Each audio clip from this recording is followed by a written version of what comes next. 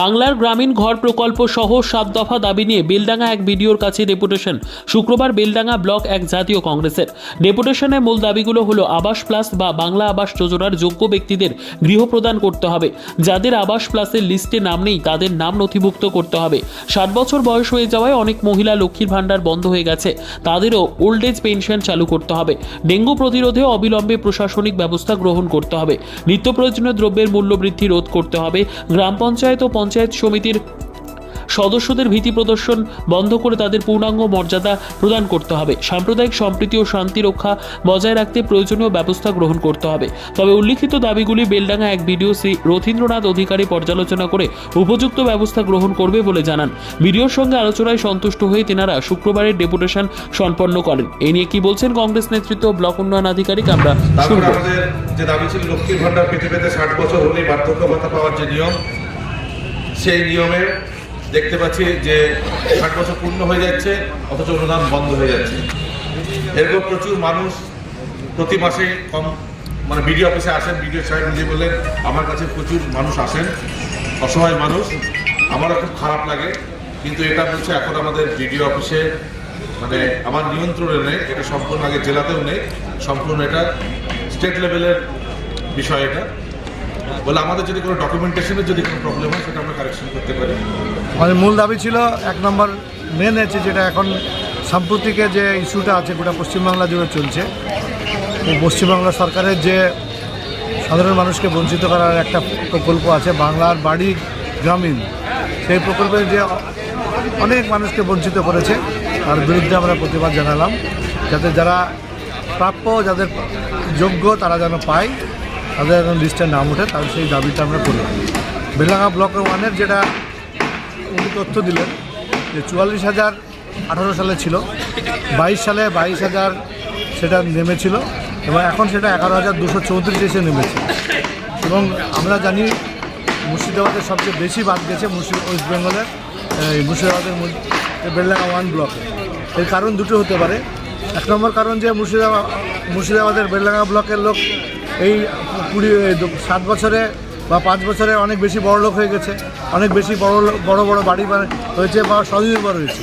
যদি স্বনির্ভর হয় তাহলে অটোমেটিক্যালি তার বাদ যাবে, আর না হয় অনেক ফলস নাম ঢোকানো ছিল। ফলস নাম ঢোকানো থাকলে সেগুলো বাদ যাচ্ছে, যখন সঠিক ইনকোয়ারি হচ্ছে তখন বাদ যাচ্ছে অটোমেটিক্যালি নাম, তাহলে বাদ গেলে অনেক কমে যাচ্ছে, পার্সেন্টেজ অনেক কমে যাচ্ছে। তাই 44,000 থেকে এসে 11,234 হয়েছে। দুটোই বিডিও সাহেব দুটোই বললো, কিছু বাড়ি পাকা হয়েছে আবার কিছু ফলস ছিল, সেগুলো সঠিক তদন্ত করে বাদ দিচ্ছে।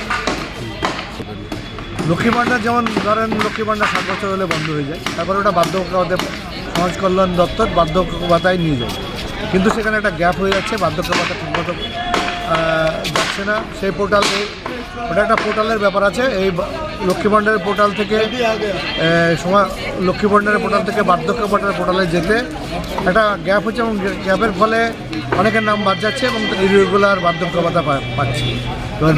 আর যারা কন্টিনিউয়াস বার্ধক্য ভাতা উচিত, যারা আগে থেকে ছিল, তাদেরও ডিসকন্টিনিউড বার্ধক্য ভাতা পাচ্ছে, মাঝে মাঝে পাচ্ছে, মাঝে মাঝে পাচ্ছে না।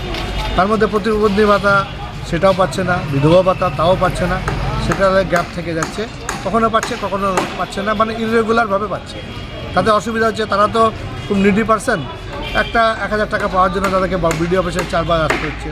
তাহলে কি হচ্ছে, যার সে সোশিও ইকোনমিক্যালি সে এমনিতেই ডিপ্রাইভ, আরও তার খরচা বেড়ে যাচ্ছে। সেটা আমরা বিডিওকে বললাম সেটা রেগুলার হয়। উনি বললেন টেকনিক্যাল এররের জন্য যদি হয় সেটা আমি দেখব, যদি ওখানকার পোর্টাল থেকে হতে পারে সেটা আমি করতে পারবো না। এবং বিডিও সাহেব এই আবাস যোজনা নিয়ে আমি বলি আরেকটা কথা, বিডিও সাহেব স্বীকার করে নিলেন যে তখনকার 2018 সালে যে ইন্ট্রোডাকশন হয়েছিল নাম, সেখানে প্রচুর ফলস হয়েছিল, সেটা কিন্তু স্বীকার করেছে। আপনার নাম পরিচয়? আমার নাম মোহাম্মদ আবদুল্লাহ আল কাফি, আমি জেলা পরিষদের বিরোধী দল নেতা, জাতীয় কংগ্রেসের আমাদের নেতা অধ্যক্ষ। আমাদের প্রথম দাবি ছিল যে আবাস যোজনার যে লোকের নাম আছে সেটা যদি ঠিকঠাকভাবে সঠিক মানুষ পান, সেই দাবি।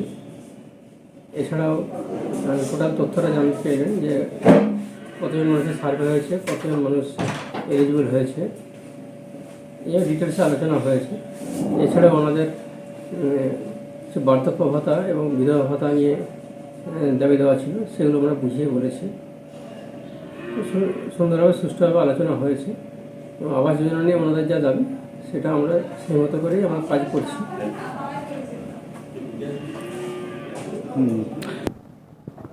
সুষ্ঠুভাবে আলোচনা হয়েছে এবং ওনাদের যে দাবি দেওয়া সেটা আমরা দেখে নিচ্ছি,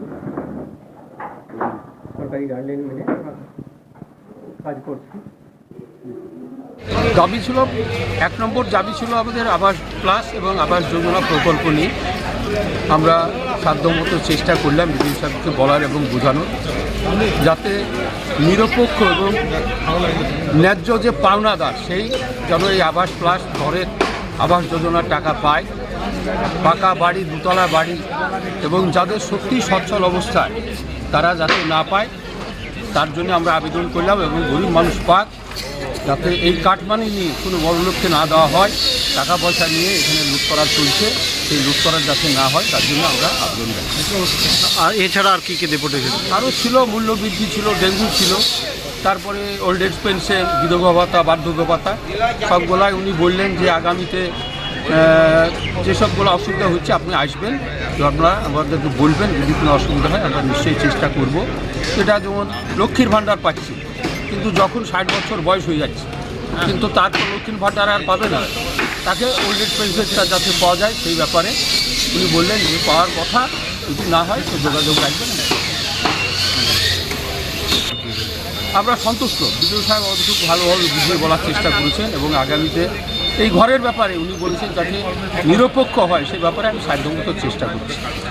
আপনার পরিচয় নাম? আমি মোহাম্মদ ইসরাইল শেখ, আমি বেলডাঙ্গা 1 ব্লক কংগ্রেস সভাপতি।